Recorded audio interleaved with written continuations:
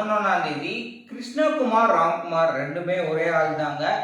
இவரு டைரக்ட் பண்ண ஓஹோ எந்தன் பேபி இந்த படத்தை விஷ்ணு விஷால் ப்ரொடியூஸ் பண்ணியிருக்காரு. இவர் ஸ்கிரிப்ட் செலக்ஷன் வந்து வெனிலா கபடி குழு ராஜன் எக்ஸாம்பிளுக்கு சொல்லலாம். அந்த அளவுக்கு ஆடியன்ஸை ஈர்ப்புற அளவுக்கு பயங்கரமான ஒரு ஸ்கிரிப்டை தான் வந்து செலக்ட் பண்ணுவாரு. என்ன ஒரு சில படங்கள் மட்டும் தோல்வி அடைஞ்சிருக்கு அப்படின்னு சொல்லலாம். மற்றபடி வந்துட்டு ஒரு பெஸ்ட் ஆக்டரா இருக்கிற இவருடைய தம்பியை வச்சு படம் பண்றாரு. அப்ப எந்த அளவுக்கு ஸ்கிரிப்ட் பண்ணுவாருன்னு ஆடியன்ஸ் எதிர்பார்ப்போட இருந்திருக்காங்க. ஆனா அந்த ஒரு எதிர்பார்ப்பை கண்டிப்பா பூர்த்தி செஞ்சிருக்காங்க. பல பேர் வந்துட்டு நல்ல ஸ்கிரிப்டை தான் சூஸ் பண்ணியிருக்கேன்னு சொல்லியிருக்காங்க. அப்படி என்னப்பா அந்த படத்துல இருக்கு அப்படின்றத வாங்க பார்க்கலாம்.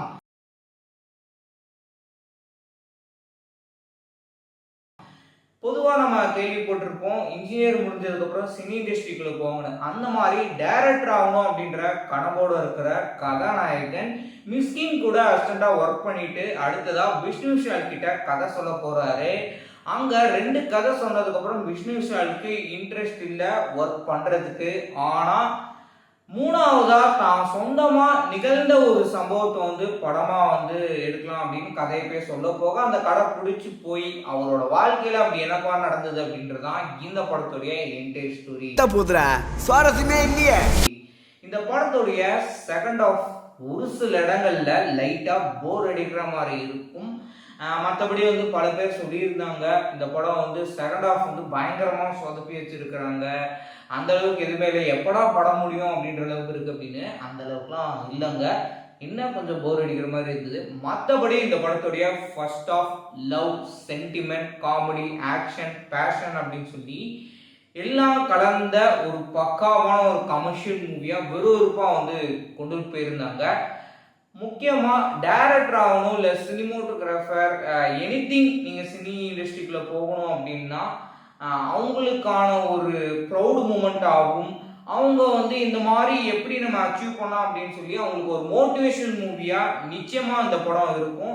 இவங்களுடைய பேஷன் ஒரு பக்கம் கொடுத்திருந்தாலும் எதுக்காக இந்த படத்தை போய் நாங்கள் பார்க்கணும், அப்படி என்ன இந்த படத்துல சொல்ல வராங்கன்னா இப்ப இருக்கக்கூடிய ஜென்ரேஷன் எந்த அளவுக்கு பழகுறாங்க, லவ் அப்படின்னா அவங்கள பொறுத்த வரைக்கும் என்ன, லவ்னா என்னத்துல அவங்க வந்து கன்சிடர் பண்றாங்க, லவ் பண்ணதுக்கு அப்புறம் என்ன மாதிரியான மாற்றங்கள் இல்லை அவங்க எப்படி எல்லாம் பிரியறாங்க அப்படின்றத இந்த படம் மூலயமா, அதாவது உண்மையா என்ன சம்பவங்கள் நடந்துட்டு இருக்கோ அதை அப்படியே உரிச்சு எடுத்த ஒரு படம் தான் இந்த ஒரு படம்.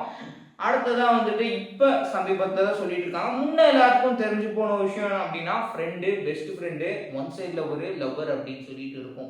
ஆனா பெஸ்ட் ஃப்ரெண்ட் அப்படின்றது ஒரு கேர்ள் கூட பழகிறாங்க அப்படின்னா அது வந்து பெஸ்டி அப்படின்னு சொல்லிட்டு வந்து சொல்றாங்க. இப்ப புதுசா சில மாதங்களா பேசப்பட்டு இருக்கக்கூடிய விஷயம் வந்து என்ன அப்படின்னு பாத்தீங்கன்னா சிச்சுவேஷன்ஷிப். இன்னும் என்னென்னமோ சொல்லிட்டுலாம் இருக்கிறாங்க, அதே இந்த படத்துல சொல்றாங்க. ஆனா அதை வந்து மேலோட்டமா தான் கொடுத்துருக்காங்க. மெயினா வந்து ஜென்ரேஷன் கப்புள்ஸ் எந்த அளவுக்கு அவங்க பழகிட்டு இருக்காங்கன்னு தான் சொல்றாங்க. நீங்க கப்புளா போனீங்க அப்படின்னா உங்களுக்கு நல்ல ஒரு மெசேஜான மூவியா இருக்கும். ஃப்ரெண்ட்ஸோட போகும்போது நல்ல ஒரு என்டர்டைன்மெண்டா இருக்கும். ஃபேமிலியோட போகும்போது, ஏன்னா அந்த படத்துல வந்து ஒரு சில இடத்துல லிப் லாக் சீன் கொடுத்துருக்காங்க, அதை கன்சிடர் பண்ணிட்டு நீங்க ஃபேமிலியோட பார்க்கலாமா வேணாமா அப்படின்றதையும் டிசைட் பண்ணிக்கோங்க.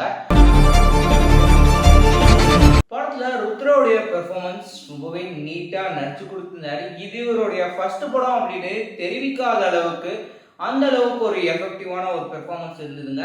ருத்ரா அவர் வந்துட்டு பண்றப்படி ஒவ்வொரு சைடும் வந்து ஒரு ஃபன் எலமெண்டா வந்து கொண்டு போயிருந்தாங்க. இதுக்கு அடுத்ததாக கருணாகரன் அவர் பண்றக்கூடிய காமெடி போர்ஷன், அதாவது லவ் அப்படின்றது வந்து சினிமாவில் நம்ம வந்து பார்க்குறோம், அதே மாதிரி தான் நிஜ வாழ்க்கையில் இருக்குமா அப்படின்னு எடுத்துட்டீங்கன்னா பயங்கரமா வந்து எக்ஸ்பெக்டேஷன் வச்சோட்டு அதை வந்து டிசப்பாயின்மெண்ட் ஆனவங்க இருக்காங்க. ஸோ அதை வந்து இந்த படம் மூலிமா அவ்வளோ அழகா வந்து எடுத்து சொல்லியிருந்தாங்க. அசினி மாதிரி, கிரீடம்ல வர திவ்யா மாதிரி, வாரணமாயிரம்ல வரும். இந்த படத்துடைய பேக்ரவுண்ட் மியூசிக், படத்துடைய கதைக்கு தகுந்த மாதிரி ரொம்பவே அவ்வளோ மெலோடியான ஒரு பீஜம் வந்து படத்துடைய மியூசிக் டைரக்டர் கொடுத்துருந்தாரு. சோகமான பீஜம் ஆகட்டும், இல்லை வந்துட்டு அவங்க ஹாப்பியாக இருக்கிறது, மோட்டிவேஷ்னலாக இந்த மாதிரி நம்ம வந்து ஒரு ஆடியன்ஸ் என்கேஜ் பண்ணுறோம் அப்படின்ற விதத்தில் நல்லா கொண்டு போயிருந்தாரு. பாடல் வந்து ஓ இந்த பேபி அப்படின்னு சொல்லிட்டு டைட்டில் ட்ராக் சிது ஸ்ரீராமருடைய வாய்ஸ்ல அவ்வளோ சூப்பராக வந்து இருந்தது. மற்றபடி மீதி பாடல்கள் வந்து டீசெண்டாக இருந்ததுங்க. சினிமோட்டோகிராஃபி ஒரு சில இடங்கள்ல அவங்க அந்த மலைகள் காமிக்கிறது அப்படின்னு சொல்லிட்டு ஆங்கிள் ஆகட்டும், இல்லை வந்துட்டு விஷுவலி காமிச்ச விதத்தில் எக்ஸ்டர்னரியா அவரோட ஒர்க் வந்து பெர்ஃபெக்டாக பண்ணியிருந்தாரு. அதே சமயம் போஸ்ட் ப்ரொடக்ஷன் ஒர்க்கும் வந்துட்டு அவ்வளோ கலர்ஃபுல்லாக நம்மளுக்கு வந்து விஷுவலி பார்க்கறதுக்கு சூப்பராக இருந்ததுங்க. மொத்தத்தில் இந்த படம் எப்படி இருக்கு அப்படின்னு எடுத்துக்கிட்டிங்கன்னா, இந்த படத்துடைய செகண்ட் ஆஃப் லைட்டாக சொதப்பியிருக்காங்க. அதை வந்து கொஞ்சம் கரெக்ட் பண்ணியிருந்தாங்க அப்படின்னா படம் இன்னுமே சூப்பராக இருந்திருக்கும். மற்றபடி ஆன் த ஹோல் இந்த படம் மூலியமா சொல்லக்கூடியது இப்ப இருக்கக்கூடிய ஜென்ரேஷன் யங்ஸ்டர்ஸ்க்கு முக்கியமா ஒரு கருத்துல ஒரு படமா டைரக்டர் பிரசன்ட் பண்ணியிருக்காரு.